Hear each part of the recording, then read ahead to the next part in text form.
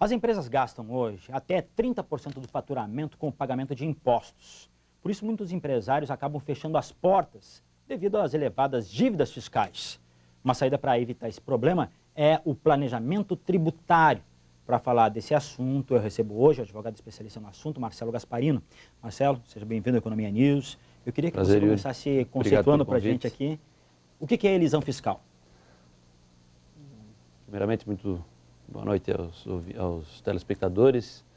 E a sua pergunta é bastante interessante, porque o planejamento tributário, ele parte do pressuposto de que é uma elisão fiscal realizada dentro do que prevê a legislação. O planejamento tributário, muitas vezes, ele é feito para viabilizar uma operação mais vantajosa para a empresa, mas muitas vezes resulta na redução da carga tributária, ou seja, no pagamento a menor de impostos. A elisão fiscal é o planejamento tributário ocorrido antes do fato gerador, ou seja, é o planejamento tributário lícito. Quer dizer que aquele depois do fato gerador é lícito, é a sonegação. Elisão fiscal. É a elisão fiscal. Elisão fiscal depois Desculpa. Aí é evasão. A evasão fiscal. A evasão fiscal que é a sonegação. Isso. Agora, essa elisão fiscal, que é o planejamento tributário, ele se dá como se dá nas brechas da lei, seria isso? Seria o que a lei não proíbe, nós vamos fazer. Seria mais ou menos assim? Nós temos alguns conceitos muito tradicionais de professores. Alfredo Augusto Becker chama o regime tributário brasileiro de carnaval tributário, né? Por causa da coxa de retalhos, da quantidade de legislação que sai praticamente diariamente e que deve ser acompanhada pelos profissionais, em especial os contadores, os contabilistas, que são os responsáveis pelo registro dos atos e fatos ocorridos na empresa. E a gente tem que considerar que toda empresa deve fazer o planejamento tributário hoje em dia. Ele deixou de ser um artigo de luxo. No passado eu comecei em 96 nessa área e muitas vezes a gente considerava, não, isso não é coisa para o porte da minha empresa. Na verdade, hoje em dia, até por causa da venda pela internet, do mercado eletrônico, cada vez mais está sendo o diferencial das empresas a qualidade do produto e o próprio atendimento. Então, muitas vezes nós temos os produtos no mesmo preço, numa margem semelhante, né?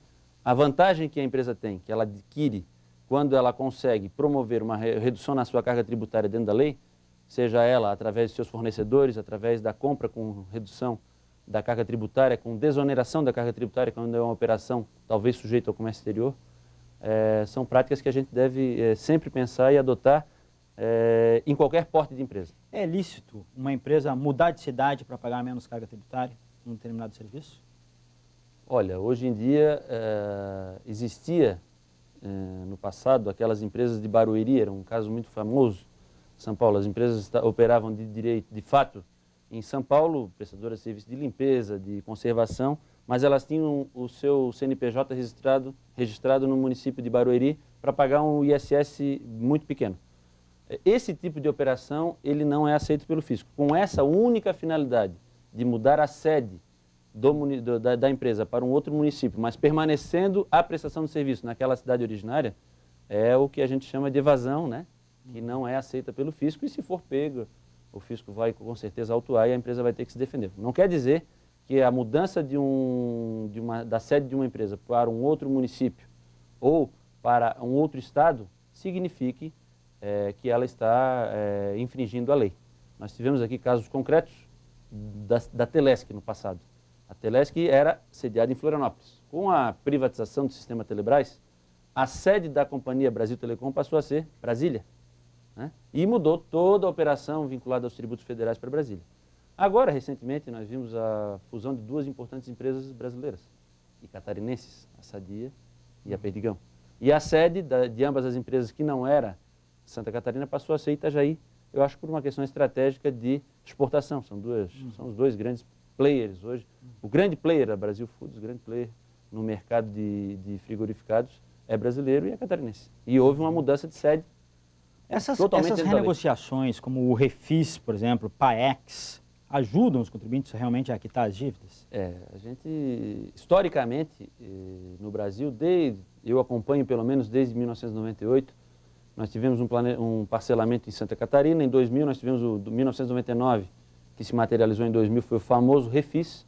Esse foi o plano mais aberto a nível de recuperação das empresas, porque ele permitiu uma série de compensações e uma vantagem muito grande na forma de pagamento. Depois a gente teve em 2003 o PAES, depois em 2006 o PAEX e agora em 2009 o refis da crise. Né? Por quê? Porque eles conjugaram aí a questão da crise econômica que começou em 2008, né? Mas que se estendeu, que gerou reflexos para nós, inclusive prestadores de serviço, em 2009.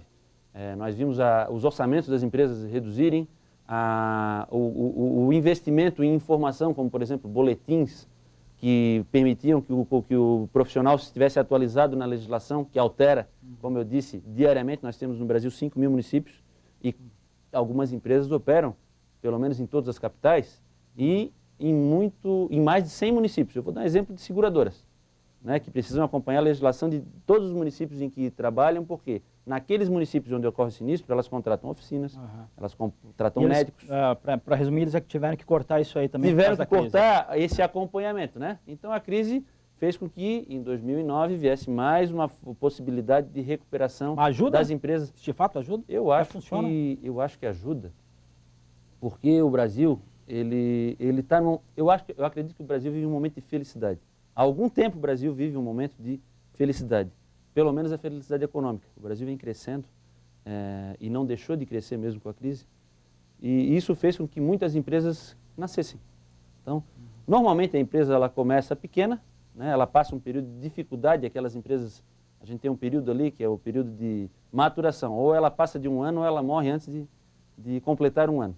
Né? E elas começam, muitas vezes, deixando aquele que não é o que incomoda primeiro de lado, que é o imposto. Ou ela começa na informalidade, ou ela começa deixando de pagar os impostos das Então, eu tenho uma operações. pergunta para você. Alguma empresa já quebrou por falta de planejamento tributário? Com certeza. Com certeza. Inclusive, quebrou consciente. Sabendo que ia quebrar, vendo o iceberg ali na frente. Eu acredito, é aquele negócio, ele está vendo, mas parece que não enxerga, né? Muitas empresas, na época do refis, porque o refis ele era vinculado, o pagamento da parcela era vinculado ao faturamento. Eles entenderam o seguinte: olha, nós vamos mudar aqui o nosso CNPJ, vamos abrir um CNPJ novo, então esse antigo ele vai reduzindo o faturamento e a gente vai pagando menos. Né? Só que eu acho que eles esqueceram, como disse o Garrincha, o senhor já combinou isso com os russos, né? A fiscalização, obviamente, é atenta a esse tipo de providência, tomou conhecimento e autuou em valores estratosféricos. Quando a empresa sofre uma autuação e ela é pega sonegando, infelizmente o Brasil ainda está nos idos de 1980, nos idos de 90, no período inflacionário. É inconcebível hoje você receber, numa economia de mercado, você receber uma autuação do fisco e ser multado com uma penalidade de 150%. É o que acontece. É o que acontece. Então você deixa de pagar 100 de imposto. Quando vem o fisco e lhe autua, você é autuado pelo 100, mais 150% de imposto, isso vai a 250, mais os juros e a correção monetária. Então a gente fala de uma dívida que ela triplica ou quadriplica, e a empresa não tem capacidade contributiva nem financeira para arcar com essa obrigação, e a única saída é quando sai quando aparece uma possibilidade como o refis da crise, em que ela vai pagar isso aí em longas parcelas, 180 parcelas, até 180 parcelas. Você começou falando que, quando você começou a trabalhar em 96, as pessoas diziam, isso aqui não é para empresa do meu porte.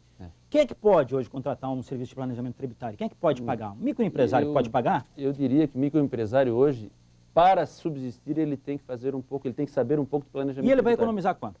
Se ele fizer. Pode economizar até quanto? Basta ele começar no simples ao invés de começar no lucro presumido. Ele avalia a sua operação dele, se ela estiver dentro das previstas no simples, ele vai pagar apenas uma alíquota sobre o faturamento, independente de lucro ou não, e ele já vai começar melhor do que aquele que não tomou esse cuidado.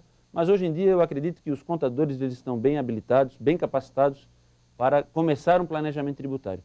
O que deve acontecer, um acompanhamento de um advogado, muitas vezes, é quando a operação ela se torna um pouco mais complexa. Porque o empresário ele não pode esquecer que hoje, com o sistema de escrituração digital, com o SPED, fiscal e contábil, ele é o responsável pela informação, independentemente de um equívoco ou não ser praticado pelo advogado ou pelo contador. Tá certo. Então ele tem a responsabilidade criminal. Advogado Marcelo Gasperino, quero lhe agradecer, né? Como o nosso tempo aqui é exíguo, nós vamos ter que encerrar o programa agora, Economia News essa sexta-feira, está terminando. Uma boa noite para você, ótimo final de semana, até segunda-feira. Record News, jornalismo 24 horas de plantão.